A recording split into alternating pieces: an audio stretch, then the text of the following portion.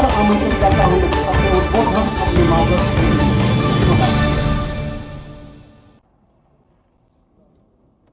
महाराणा प्रताप शिक्षा परिषद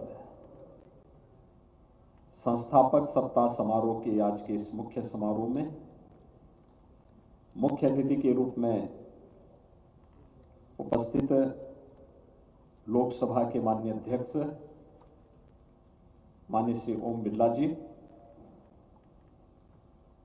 महाराणा प्रताप शिक्षा परिषद के अध्यक्ष पूर्व कुलपति प्रोफेसर उदय प्रताप सिंह जी, सुश्री अंजलि बिरला जी, माननीय सांसद श्री रवि किशन शुक्ला जी, श्री कमलेश पासवान जी, पूर्व केंद्रीय मंत्री श्री शिवप्रताप शुक्ला जी,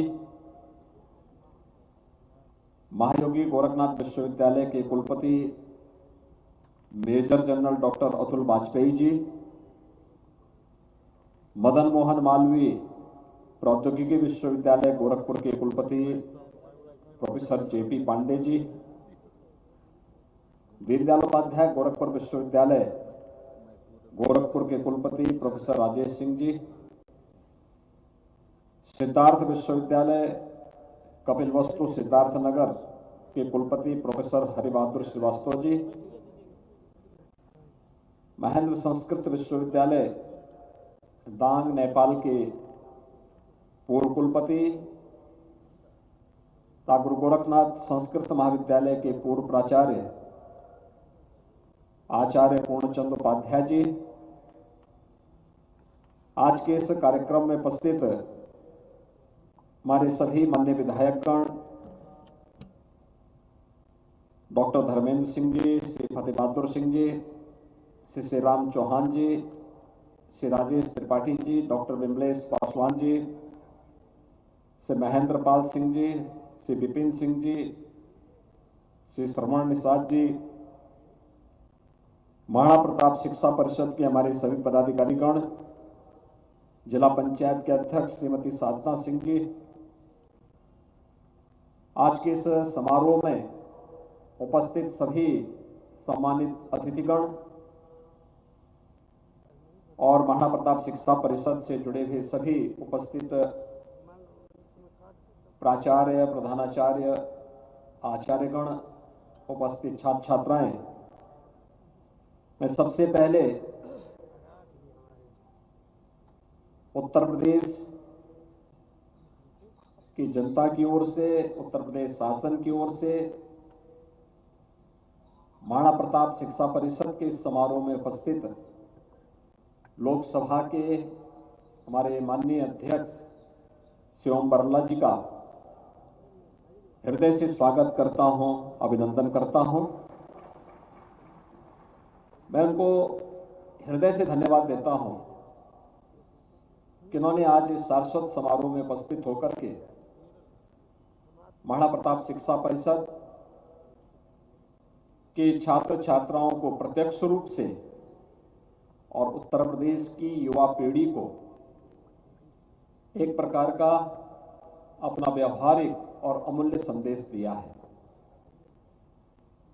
हम सब जानते हैं कि भारतीय मनीषा ने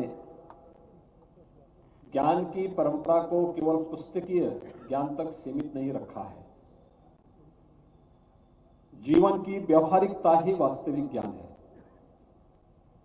और जीवन की इस व्यवहारिकता के मूर्त स्वरूप हैं लोकसभा के हमारे स्पीकर आदरणीय श्री ओम बिरला जी। एक लंबे समय से सार्वजनिक जीवन में कार्य करते हुए एक कार्यकर्ता के रूप में, एक समाजसेवी के रूप में, एक विधायक के रूप में, एक सांसद के रूप में और आज लोकसभा भारत के जनमानस के प्रतिनिधित्व का प्रतीक 135 करोड़ की आबादी जहां अपना प्रतिनिधि चुनकर के भेजती है, देश के उस महत्वपूर्ण सदन के माननीय स्पीकर के रूप में आज आपका मार्गदर्शन देश को, दुनिया को लोकतांत्रिक मूल्यों के प्रति, जीवन मूल्यों के प्रति एक नया दृष्टि देता है। आज आप यहां पर आए हैं, मैं आपका हृदय से स्वागत करता हूं, अभिनंदन करता हूं।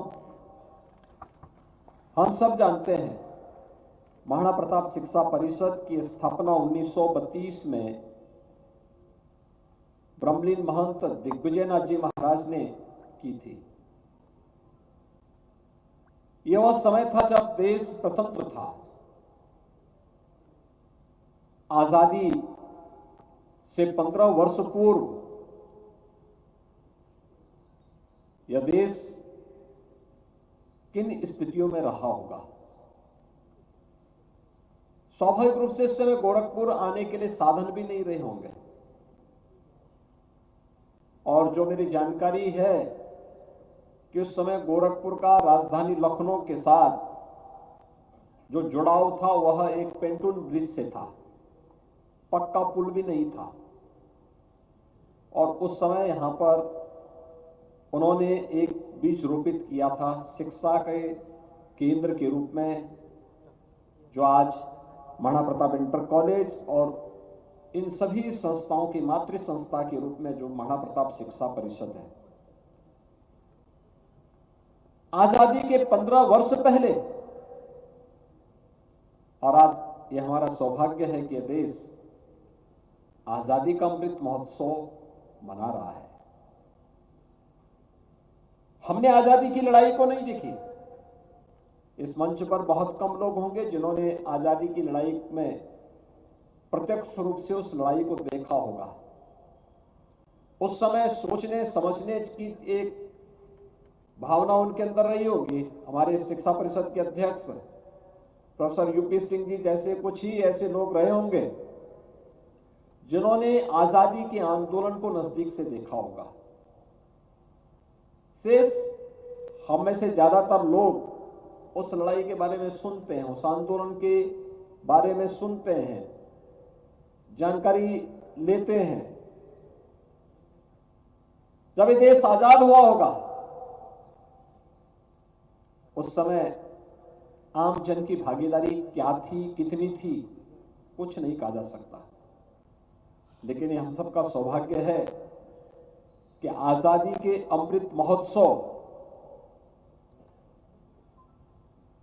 के वर्ष में जब देश अपनी आजादी का अमृत महोत्सव मना रहा है तो मुख्य महोत्सव के साथ हर भारतवासी जुड़ा और हर घर तिरंगा उसका एक उदाहरण है। यह देश कृतज्ञता ज्ञापित करता है अपने प्रधानमंत्री मोदी जी का, जिन्होंने हर भारतवासी को अपने मुख्य महोत्सव के साथ जोड़ करके आजादी के अमृत महोत्सव को एक नई ऊंचाइयां दी, लोगों को अपनी राष्ट्रीयता के साथ जुड़ने के लिए एक मंच दिया। और भाइयों बहनों, कितना उपलब्धि पे उपलब्धि जुड़ती जा रही है। अभी हमारे लोकसभा के माननीय अध्यक्ष जी कह रहे थे कि आजादी के अमृत महोत्सव वर्ष में देश को G20 के देशों का नेतृत्व करने का अवसर भारत को प्राप्त हो रहा है। पहली बार है आजादी के बाद। आजादी के पहले कोई कल्पना भी नहीं कर सकता था। ये G20 दुनिया के वे 20 बड़े देश हैं जिनमें दुनिया की कुल आबादी की 60% आबादी निवास करती है, जिनमें दुनिया का 75% ट्रेड पर जिनका अधिकार है, दुनिया की 85% जीडीपी यानी कुछ कुल इनकम का जो भी दुनिया के पास है उसका 85% पर इन 20 देशों का अधिकार है। और दुनिया के अंदर नए इनोवेशन के लिए या रिसर्च के लिए जो भी कार्य होते हैं, जो भी पेटेंट होते हैं, ऐसे 90% पेटेंट पर इन 20 देशों का अधिकार होता है। आजादी के अमृत महोत्सव वर्ष में G20 के इन देशों का नेतृत्व प्रधानमंत्री मोदी जी के नेतृत्व में भारत करेगा, यह भारत के लिए किसी उपलब्धि से कम नहीं है। और G20 का जो थीम है वह भी है Vasudhaiva Kutumbakam, one family, one earth, one future. यानी एक परिवार की जो भावना है, उस भाव के साथ पूरी दुनिया को एक परिवार के रूप में मानना, और उस भाव को भारत ने सदैव महत्व दिया है। कभी भी भारत ने किसी को पराया नहीं माना। दुनिया के अंदर कौन ऐसी जाति, कौन ऐसा मत और मजहब है जिसको उसकी विपत्ति के समय भारत ने शरण न दी हो, उसका संरक्षण न दिया हो। मुझे अभी कुछ दिन पहले गुजरात के अंदर जाने का अवसर प्राप्त हुआ था। कहते हैं जब पारसी समुदाय भारत के अंदर शरण मांगने के लिए आया था अपने देश से, जब उसे विस्थापित होना पड़ा था, तो सबसे पहले उसने भारत के अंदर जामनगर में ही शरण ली थी।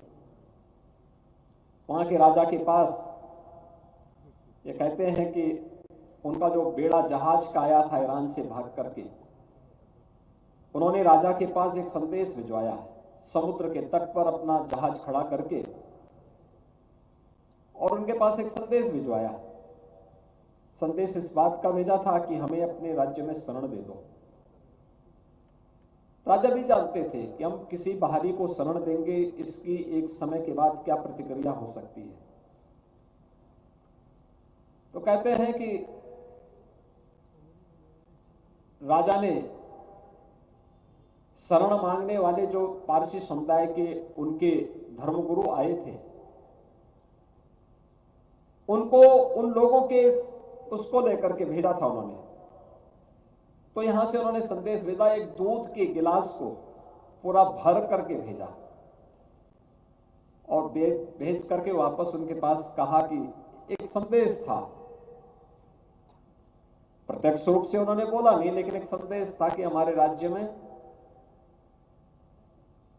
कोई ऐसी स्थिति नहीं है कि हम किसी बाहरी को शरण दे सकें।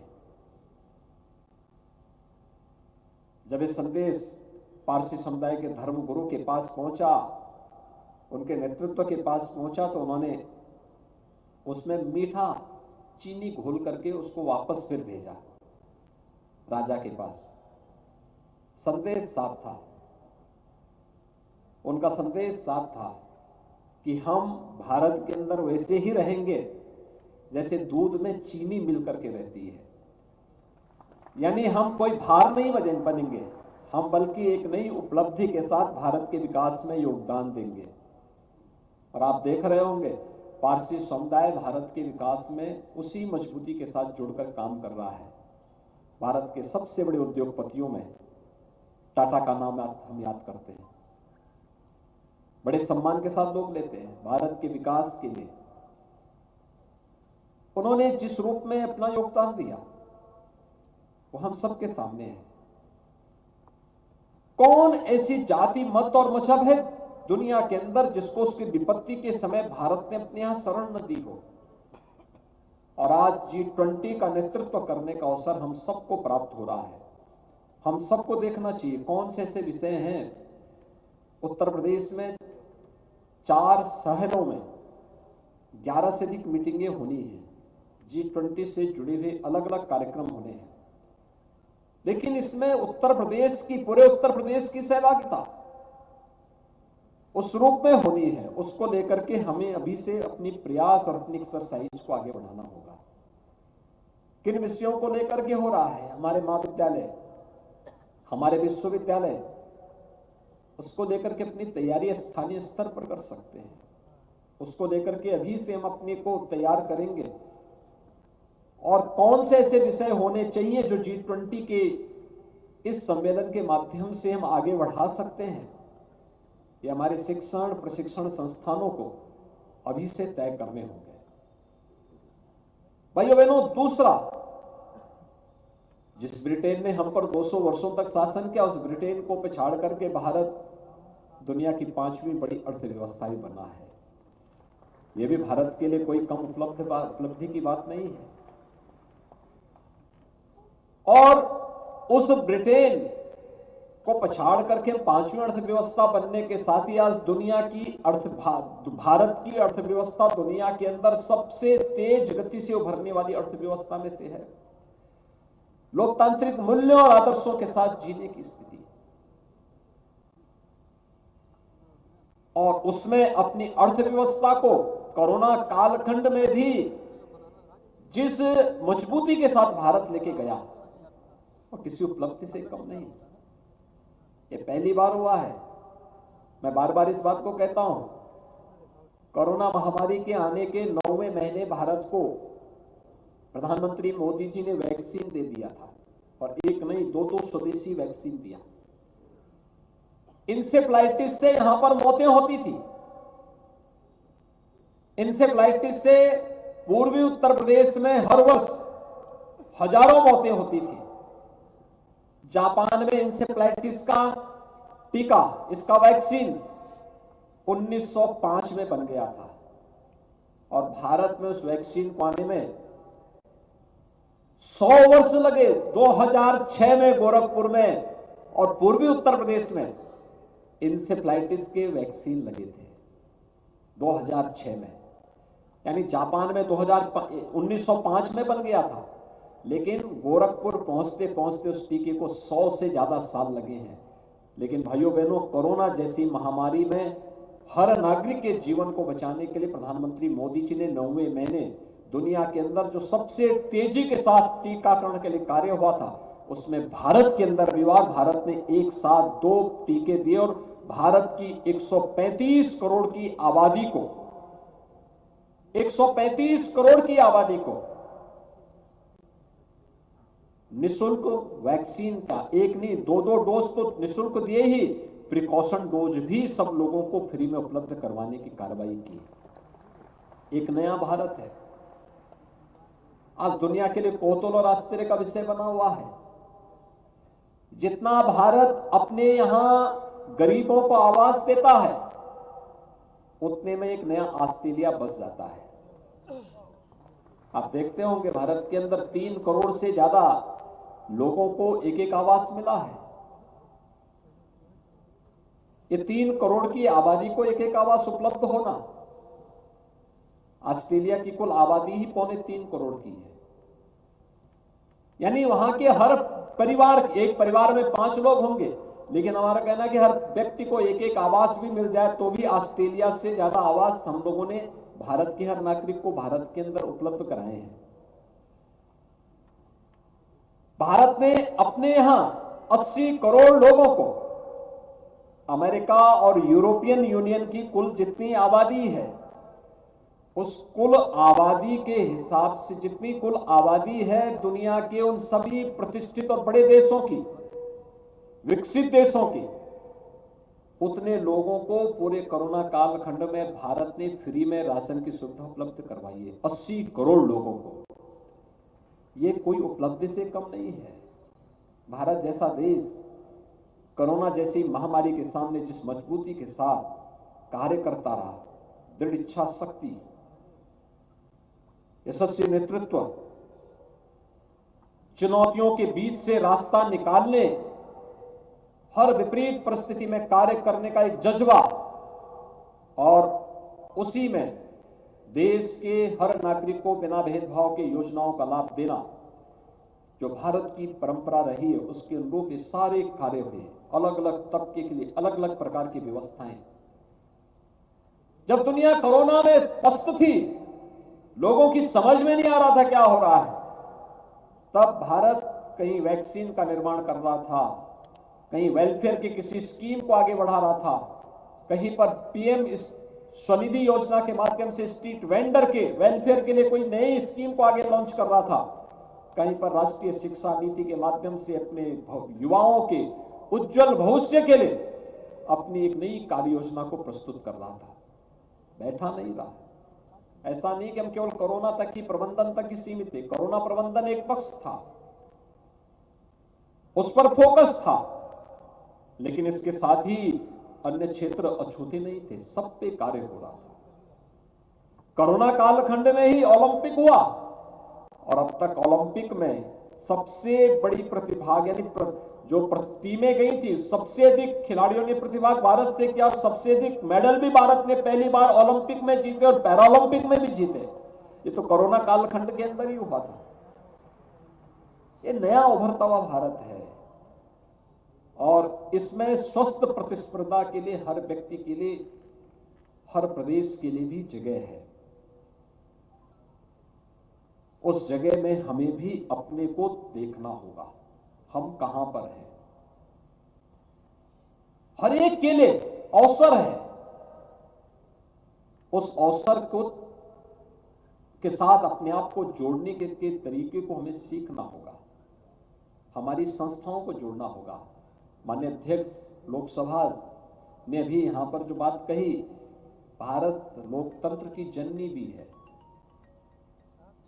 Mother of democracy. गोरखपुर विश्वविद्यालय और गोरखपुर के शिक्षण संस्थानों के लिए एक नया शोध का विषय हो सकता है कि गोरखपुर में चोरी चौरा के पास आप जाएंगे, एक गांव का नाम ही राजधानी है। और राजधानी आज से 2000 वर्ष पुराना उसका इतिहास है, 2 से 2500 वर्ष पहले। और जो मुझे जानकारी है, गोरखपुर विश्वविद्यालय ने वहां एक बार शोध करवाया था, 6 से 8000 वर्ष पहले धान की खेती उस क्षेत्र में होती थी। आखिर डेमोक्रेसी के बीज कहीं ना कहीं यहां रोपे गए होंगे। वैशाली का नाम आप सुनते हैं, राजधानी के साथ उस अध्ययन को आगे बढ़ाने की आवश्यकता है। क्यों नहीं हमारे इतिहासविद और पुरातत्वविद इस दिशा में कार्य करके इस कार्यक्रम को आगे बढ़ाते हैं। हमारे इंस्टीट्यूशन को इंडस्ट्री के साथ जुड़ना ही होगा। हम केवल अपने बच्चों को क्लासरूम तक सीमित न करें, व्यावहारिक जानकारी उनको देनी होगी। और व्यावहारिक जानकारी स्वरूप में समाज की जो चुनौती है, वो चुनौती केवल शासन के तक सीमित नहीं होनी चाहिए। शिक्षण प्रशिक्षण संस्थाओं को उसके साथ अपने आप को जोड़ना होगा। एक दुखद सच्चाई ये भी है कि हमारी संस्थाएं उससे अपने आप को एकदम निरपेक्ष कर देती है। परिणाम क्या होता है? कोरोना जैसी महामारी को हम नियंत्रित कर लेते हैं। कोरोना 2.5 वर्ष में 23,600 मौतें यूपी के अंदर होती हैं, लेकिन सड़क एक्सीडेंट में 1 वर्ष में इतनी मौतें हो जाती है। आखिर सड़क एक्सीडेंट से होने वाली मौत का कारण क्या है? ओवर स्पीडिंग, हेलमेट न पहनना, गलत रोड इंजीनियरिंग, वो बेल्ट न लगाना, सीट, कार की सीट, आगे की सीट में या पीछे की सीट जहां भी बैठते हैं वहां बेल्ट नहीं लगाते लोग, अपनी शान के विरुद्ध समझते हैं। परिणाम क्या होता है? अगर एक्सीडेंट होता है, बाइक वाला चलता है बिना हेलमेट के चलता है, हेड इंजरी होती है, समय पे उपचार नहीं मिलता, उसकी मृत्यु होती है। आखिर ये क्या स्कूली पाठ्यक्रम में और पाठ्यक्रम में न भी हो, क्या हम अपनी मॉर्निंग असेंबली के समय बच्चों को या उन स्कूली बच्चों को इसके बारे में अपने कॉलेजेस में जो हमारे कार्यक्रम होते हैं उसमें बता पाएंगे कि हमें सड़क के नियमों का पालन करना चाहिए, निर्धारित स्पीड पर ही अपनी गाड़ी को रखना चाहिए, बाइक पे चलने तो हेलमेट पहन करके ही चलना चाहिए? क्या हमारे इंजीनियरिंग कॉलेजेज या फिर टेक्निकल इंस्टीट्यूशंस गलत रोड इंजीनियरिंग के कारण होने वाली दुर्घटनाओं के बारे में संबंधित विभाग के साथ बैठ करके किसी एक अध्ययन को आगे बढ़ा सकते हैं? हमें कोई संस्थान खड़ा करना होता है, वहां पर हम लोगों को वहां के सामाजिक अध्ययन की जानकारी लेनी होती है। इसके लिए हम लोग बाहर से संस्थाओं को बुलाते हैं। हमारे विश्वविद्यालय, हमारे महाविद्यालय क्यों नहीं इस अध्ययन के साथ जुड़ते हैं? क्यों हर कार्य के लिए आप शासन पर निर्भर रहना चाहते हैं? स्वयं भी उसके साथ जुड़ करके उस कार्यक्रम को आगे क्यों नहीं बढ़ा सकते? एकदम कर सकते हैं। उसके लिए तैयार होना होगा। हमारी लाइब्रेरी इतनी रिच क्यों नहीं कि दुनिया का सारा ज्ञान उस लाइब्रेरी में हो और हमारा छात्र, हमारी छात्राएं उस ज्ञान के साथ अपने आप को जोड़ करके दुनिया में बेहतर से जो सबसे अच्छा हो सकता है वह करने के लिए अपने आप को तैयार कर सके। और इन्हीं सब भावों को लेकर के पूज्य महंत दिग्विजयनाथ जी महाराज ने 1932 में गोरखपुर में, जब आवागमन के साधन नहीं थे, जब सुविधाएं इस रूप में नहीं थी, संसाधन नहीं थे, तब महाराणा प्रताप शिक्षा परिषद की स्थापना भी की। तब महिलाओं के महाविद्यालय की स्थापना भी की। तब तकनीकी शिक्षा के लिए पॉलिटेक्निक की स्थापना भी की। आयुष के लिए आयुर्वेद कॉलेज की स्थापना भी की। शिक्षा को संस्कृति से जोड़ने के लिए संस्कृत महाविद्यालय की स्थापना भी की।